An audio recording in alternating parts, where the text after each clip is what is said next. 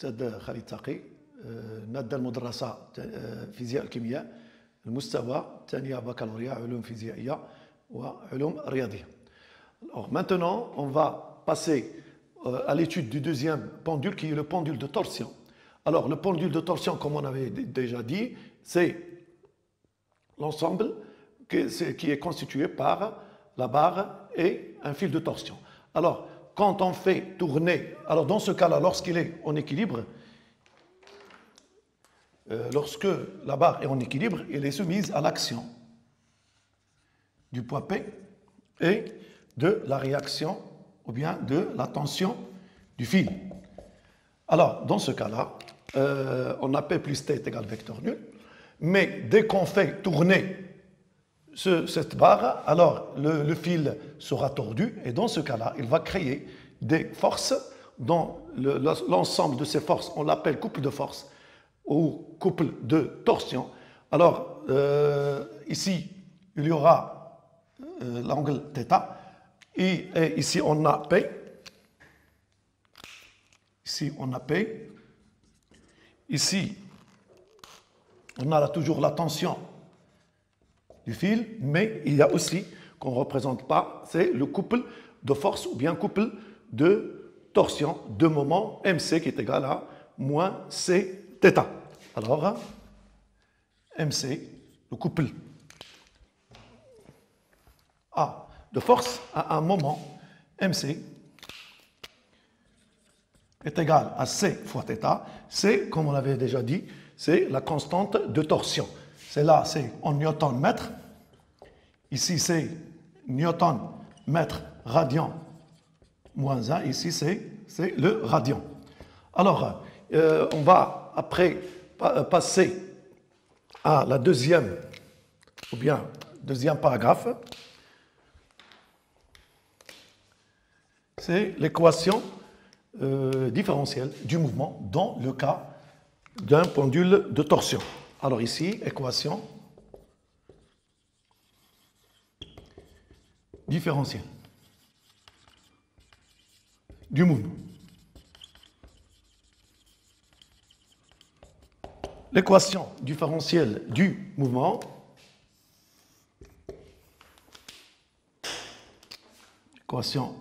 différentielle du mouvement. Alors dans ce cas-là, alors le système étudié n'est que la tige, système étudié, c'est la barre, bilan des forces, il y a le poids P, puis le poids de la tige, T c'est la tension du fil et le couple de torsion de moment MC. Alors ici, référentiel terrestre considéré galiléen, appliquant la relation fondamentale de la dynamique. La relation fondamentale de la dynamique. Alors, la relation fondamentale de la dynamique, c'est sigma des forces extérieures égale G delta θ seconde. Alors, ici, c'est le moment de R, de T, pardon, plus le moment de P, plus le moment de C est égal G delta θ seconde. P et T sont confondus, leur direction est confondue avec l'axe de rotation, et par conséquent, leur moment est nul. MC n'est que moins C θ est égal à G delta θ seconde, d'où θ seconde plus C sur G delta θ est égal à 0. C'est l'équation différentielle du mouvement d'un pendule de torsion. Alors, cette équation que vous voyez, c'est une équation linéaire de second degré et par conséquent, le mouvement de la barre est un mouvement de rotation oscillatoire. D'accord? Alors, ici, le mouvement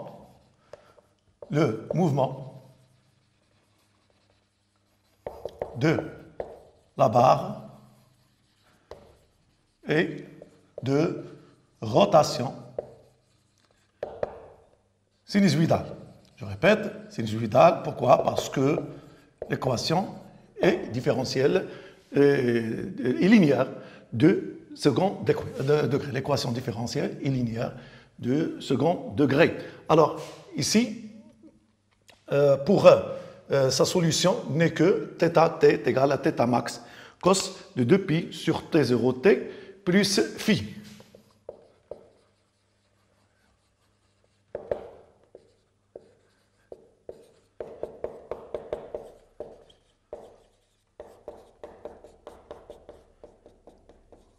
Alors, pour trouver l'expression de la vitesse instantanée de l'accélération algébrique, ou bien de l'expression de l'accélération algébrique de la période propre, on va passer par les mêmes étapes qu'on a utilisées dans le cas du pendule élastique. Alors, pour trouver les expressions, je vais vous faire gagner un peu de temps. Je vais vous faire une analogie entre le pendule élastique horizontal et le pendule de torsion. Alors, n'oubliez pas que dans l'autre cas, on s'est intéressé au pendule élastique horizontal. Hein. Alors, ok. Alors,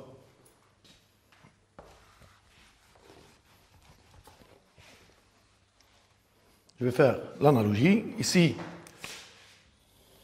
pendule élastique horizontal. Ici, pendule de torsion. Alors ici, la variable était x. Ici, la variable n'est que θt, l'abscisse, qui est l'abscisse angulaire. Ici, on dérive, on a trouvé x point, ici θ point, ici x seconde, ici θ seconde. Alors, pour trouver l'équation différentielle, ici, on a utilisé la deuxième loi de Newton. Ici, on utilise la relation fondamentale de la dynamique. Alors, ici, on a utilisé la masse, comme vous voyez. Ici, on a, au lieu de la masse, on a le moment d'inertie. Ici, la raideur est K. Le même rôle, ou bien, au lieu de K, on trouve ici, on utilise la constante de torsion. L'unité Newton-mètre moins 1 ici, c'est Newton-mètre radian moins 1. Et par conséquent, si je parle de la période, ici n'est que T0 égale à 2pi racine de m sur K.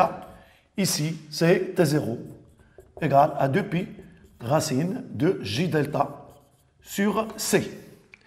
Alors maintenant, on va passer à l'analyse dimensionnelle de la période propre.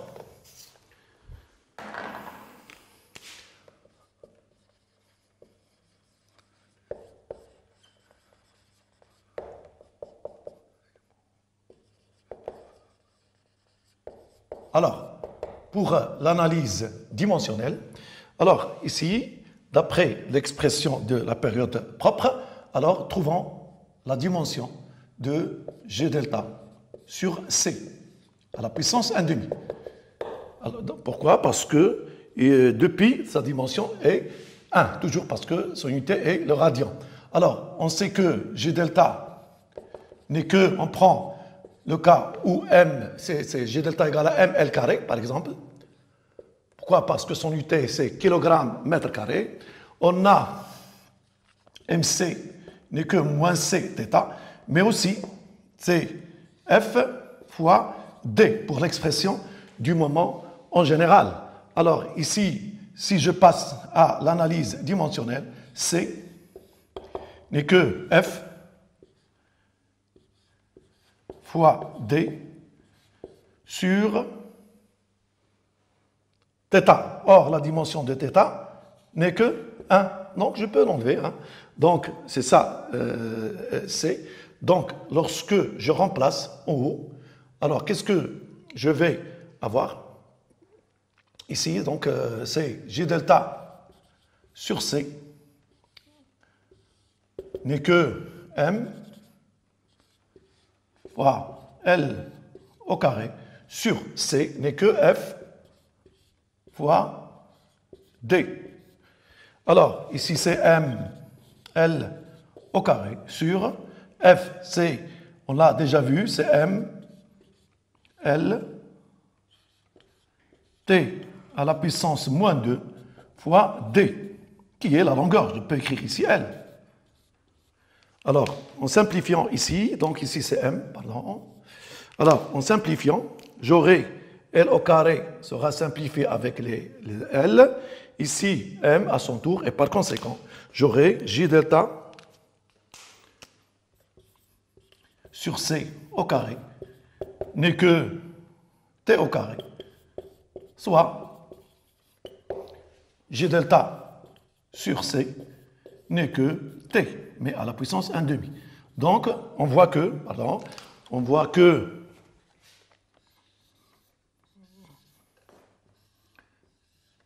la G delta sur C est homogène avec la racine G delta sur C est homogène avec T0. Pourquoi? Parce que la dimension du G delta sur C à la puissance 1,5 c'est T, et ici la dimension du T0 n'est que le temps.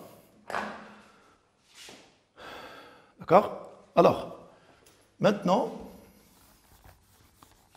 on va passer à une étude très importante, qui est l'étude expérimentale. C'est une étude expérimentale normalement, alors qui sert à trouver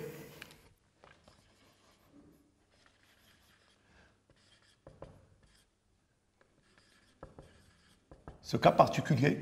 Il sert, alors on l'utilise quand, par exemple, le pendule de torsion, la barre est accrochée à 2 maslottes.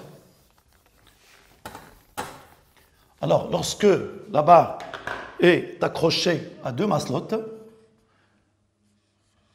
de masse M1 qui est égal à M2, alors ici, on a 2 maslottes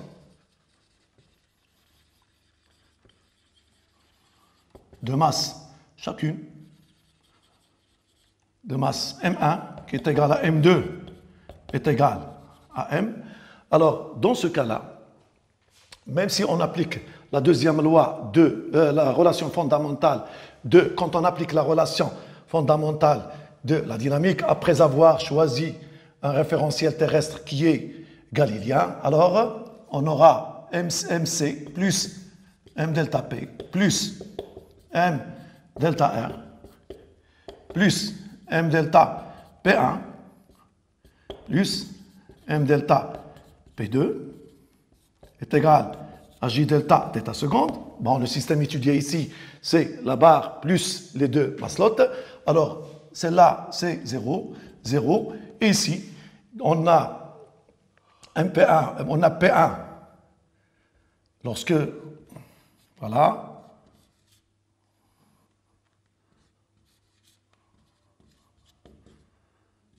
P1 par exemple, ici, ou bien P2, P1. Bon, les 2 maslottes, tout d'abord, ils se trouvent à la même distance. Les 2 maslottes se trouvent à la même distance par rapport à l'axe de rotation. Ici, on a D1. Ici, on a D2. Alors, ici, avec D1 égale à D2, on va prendre qui est égal à D. Alors, et dans ce cas-là, leur somme est nulle parce que leur effet sera compensé. Alors ici, on a dans ce cas-là J delta c'est quoi? C'est la somme. Bon, je peux l'appeler J delta total. Hein. C'est la somme. Le moment d'inertie du système, bar plus les deux masses lottes, est égal à la somme de la barre, le moment d'inertie de la barre et des deux corps. Alors ici, J delta total n'est que J delta de la barre plus MD au carré plus MD au carré. D'accord? Alors, pourquoi? Parce que chaque masse lotte se trouve à la même distance par rapport à l'axe de rotation et leur masse est constante. Alors, dans ce cas-là, J delta total n'est que J delta plus 2MD au carré. Alors, expérimentalement, lorsqu'on change la position D, mais à condition que la distance entre le centre ici d'inertie de la masse lotte avec le centre par rapport à la droite d'action, par rapport à l'axe de rotation et la distance D, l'autre D, il y a D2, alors on doit les varier de la même façon et avoir la même distance par rapport à l'axe, chaque fois par rapport à l'axe de rotation. Alors D1 est égal à D2. Bon, toujours D1 est égal à D2 égal à D quand on fait varier la distance. Alors ici c'est D carré, ici c'est la période au carré du système, du pendule élastique, du pendule de torsion. Alors dans ce cas-là, on obtient une droite qui ne passe pas par l'origine. Alors ici, c'est une fonction affine, donc B ici. Fonction affine, donc T0 au carré n'est que A, D au carré plus B. Et on sait que T0 n'est que 2pi racine de quoi? De J delta sur C.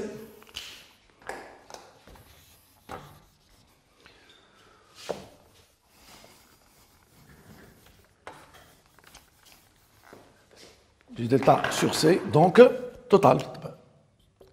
Alors dans ce cas-là, je vais élever au carré, donc T au carré 0 n'est que 4pi au carré facteur de J delta plus 2 fois MD au carré sur C. Je vais la faire sortir. Alors dans ce cas-là, j'aurai T0 au carré n'est que 4pi au carré J delta sur C plus 8pi au carré MD au carré sur C. Alors, par analogie, de 1 et 2, alors de 1 et 2, on a de 1 et 2. Alors, qu'est-ce qu'on aura? On aura 8pi au carré M sur C n'est que B.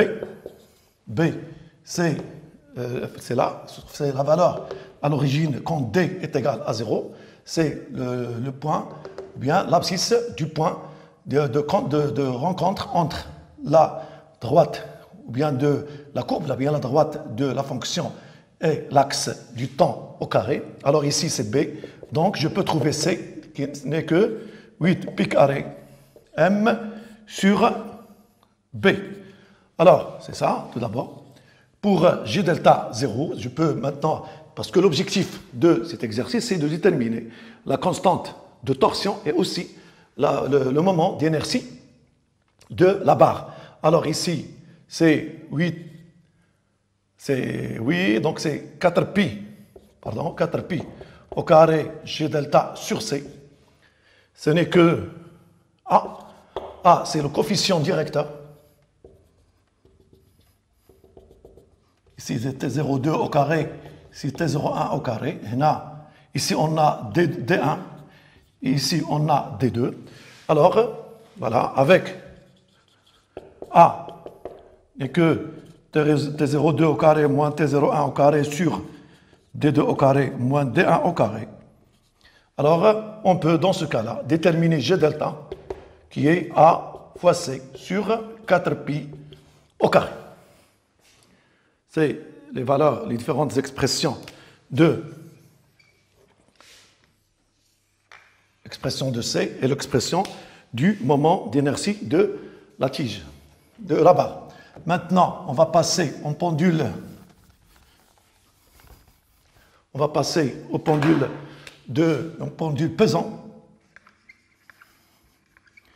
Alors, pour le pendule pesant, alors ici,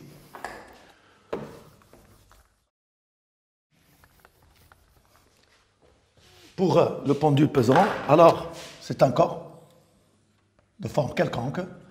L'axe de rotation passe par exemple, il est horizontal et le mouvement, ici par exemple, c'est le centre de gravité du système. Alors ici, il tourne verticalement autour de l'axe, autour de l'axe de rotation qui est horizontal. Ici, c'est θ. Ici, c'est le poids. Alors ici, on va trouver donc le poids ici. C'est lui qui influence sur le corps et c'est lui qui rend le mouvement de va-et-vient du corps S. Alors ici, on peut, premièrement, c'est droite d'action. Pardon. Alors ici, c'est équation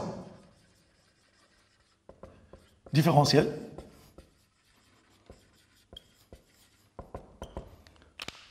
Alors, pour l'équation différentielle, le référentiel est considéré galiléen. Alors, système étudié qui est corps S. Ce corps S peut être une tige, etc. Alors, on a bilan des forces. On a deux forces. On a la réaction de l'axe de rotation, puis le poids, appliquant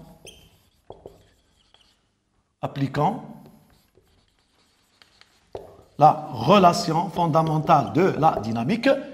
Alors, ici, c'est le moment de R plus le moment de P égale J delta θ seconde. Le moment de R est 0. Le moment de P, c'est moins P fois D est égal à J delta θ seconde. Donc, D, c'est la plus petite distance entre l'axe de la droite d'action du poids et l'axe de rotation, c'est ça D. L'angle θ, c'est ça θ. Donc, D représente le côté opposé de ce triangle-là. Le côté opposé de ce triangle, voilà, θ, on a θ, donc c'est sinus θ, c'est D sur OG. Alors ici, ce n'est que moins mg. OG sinus θ est égal à J delta θ seconde, sachant que J delta est le moment d'inertie de la barre, et m, c'est sa masse. Alors dans ce cas-là, j'aurai θ seconde plus mg, OG sur J delta, sin θ égale à 0. Alors, vous voyez que cette équation n'est pas linéaire.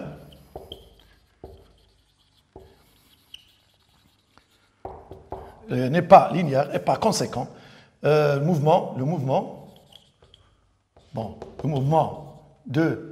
du corps S est de rotation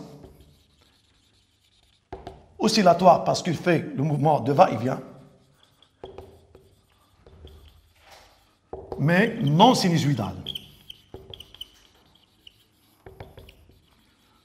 Alors, pour maintenant les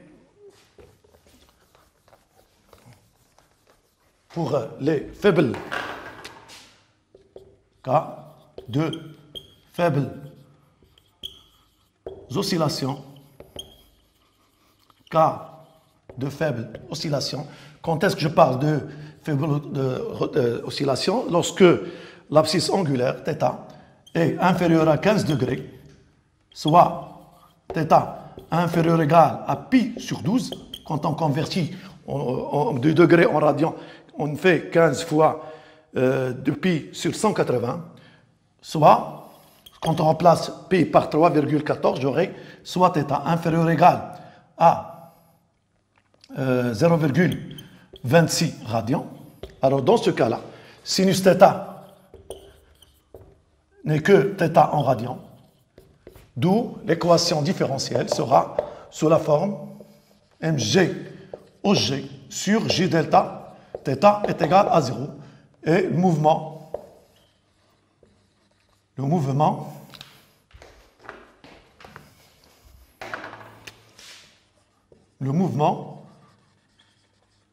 du corps S est de rotation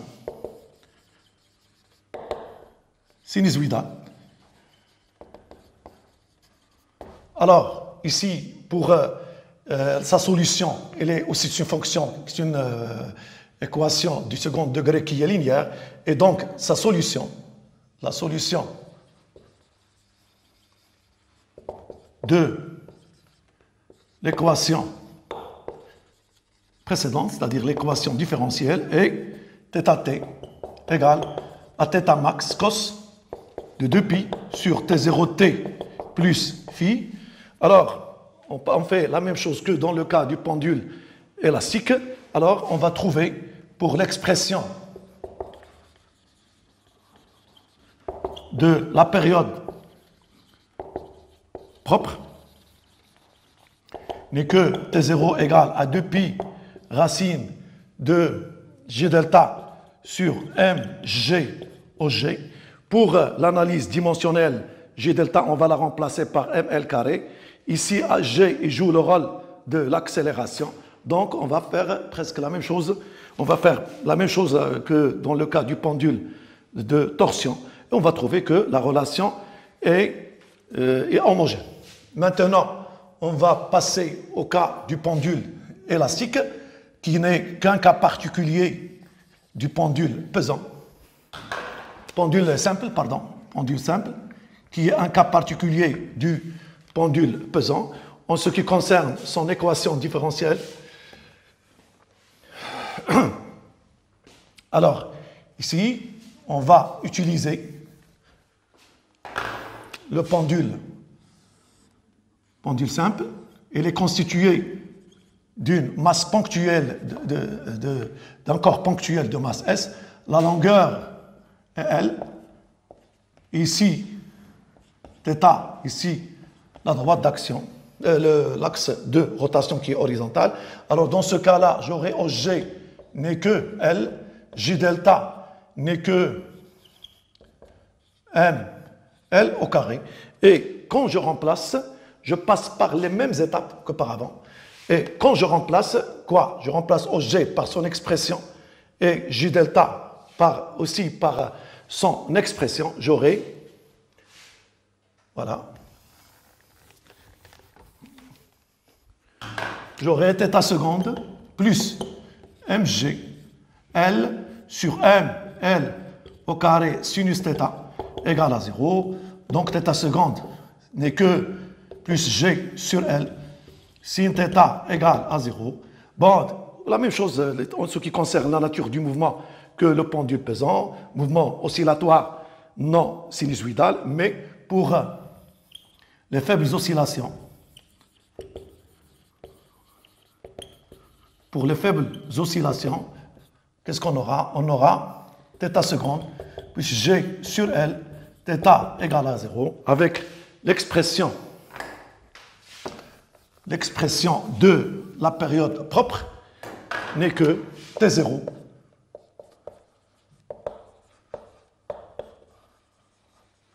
son expression dans le cas d'un pendule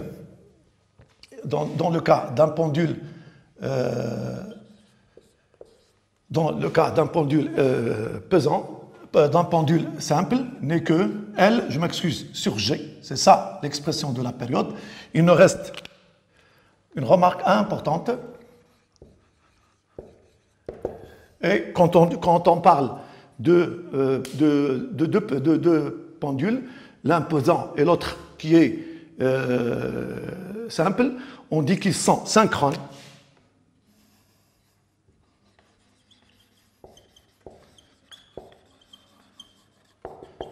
Et simple sont synchrones quand leur période est égale. leurs périodes sont égales. Alors ici, c'est du pendule simple. Ici, du pendule pesant. Simple. Alors ici, c'est 2π dans le cas où on utilise, par exemple, un pendule simple de longueur L. Alors ici, c'est 2π, racine de quoi? De G delta sur mg au G pour le cas d'un pendule et pendule pesant. Alors, je simplifie. Alors, cela va me permettre de trouver L, la longueur de L par exemple, c'est G delta sur m au G. Ainsi, on a terminé notre cours du système mécanique aussi.